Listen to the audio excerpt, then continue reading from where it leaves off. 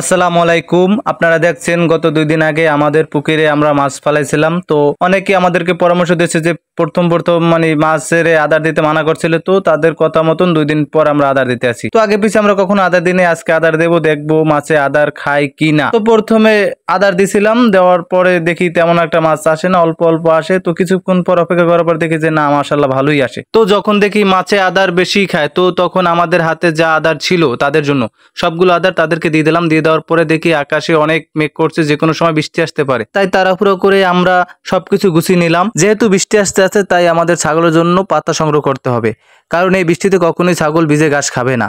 তার জন্য আমরা ছাগলের জন্য ডাল কাটতেছিলাম। তো ডাল কাটার ভিতরে দেখে আমাদের শরীরে হালকা হালকা বৃষ্টি পড়ে। তো সামনে দেখতেছিলাম যে মুষলধার বৃষ্টি আসতেছে, তাই আমরা তাড়াহুড়ো করে যেখানে আমরা ছাগল বাঁধি বৃষ্টির সময় সেইখানে আসলাম। আসার পরে সুন্দরভাবে ডালগুলো বেঁধে তারপর ছাগলগুলো নিয়ে আসলাম। তো আজকে এই পর্যন্তই। আমাদের জন্য দোয়া করবেন। আল্লাহ হাফেজ।